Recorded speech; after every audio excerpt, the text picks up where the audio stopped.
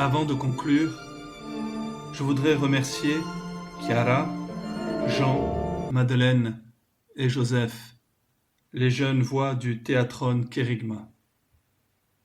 C'est à ce procès que nous avons été invités ce soir.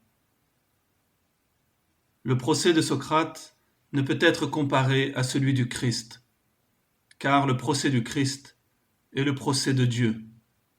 Et Dieu a accepté de mourir pour ses ennemis, pour nous. Et son amour nous a donné la vie éternelle. Nous, Grecs, Juifs, chrétiens. D'où venons-nous? D'Athènes, de Jérusalem, de Rome? Nous venons de l'enfer du monde. Cet enfer que les premiers philosophes ont voulu éclairer. Lanterne de Diogène jetée dans l'abîme de l'âme. Mais comment supporter la vue du mal en nous? Le plus souvent, les hommes répondent à la souffrance de la connaissance de soi par la mort. La mort de celui qui dit, par le seul fait de sa présence, « Connais-toi toi-même ». Nous sommes tour à tour Socrate et Mélétos. Victimes parce que bourreaux, bourreaux parce que victimes. Pour échapper à ce cercle vicieux, Diogène préféra vivre comme un chien, assis sur ses excréments, plutôt que de participer à une civilisation de mort. Mais l'on n'échappe pas à la mort par le cynisme.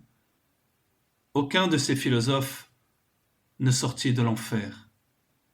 Si proche et si loin de la vérité, aucun ne put penser l'impensable, que le juste qu'ils cherchaient était Dieu crucifié, Jésus-Christ.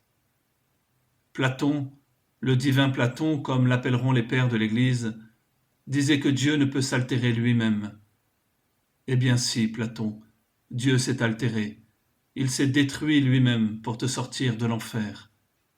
Car même philosophique, l'enfer reste l'enfer. Le procès de ce soir nous a montré que la philosophie n'est pas d'abord une activité spéculative, un enseignement doctrinal.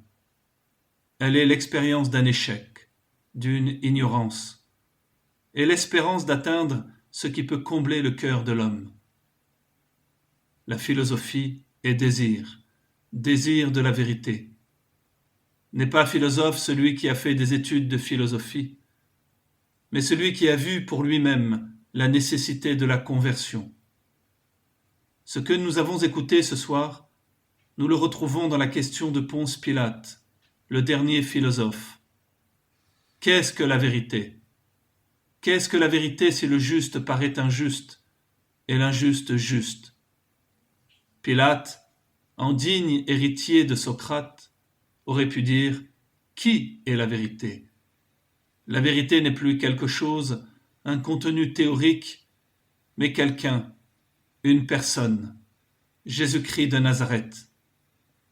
Jamais la philosophie avec Socrate, Platon et Pilate n'a été aussi proche de la vérité. Et jamais elle en a été aussi loin. La philosophie ne pourra suivre le Christ sur la croix, mais elle en aura eu le désir. Il n'y a pas d'amour sans désir. Le Christ est l'agapé, l'amour venu répondre au désir de la philosophie. La philosophie, en ce sens, n'est pas l'activité scolaire à laquelle on veut la réduire, mais l'expression du battement du cœur de l'homme. Ce n'est pas le philosophe professionnel qui philosophe, mais celui qui accepte de laisser battre son cœur pour le seul qu'il aime, le Christ. Il est bien des merveilles en ce monde, il n'en est pas de plus grande que l'homme. Ecce homo, voilà l'homme, Jésus-Christ, mort et ressuscité pour les pécheurs.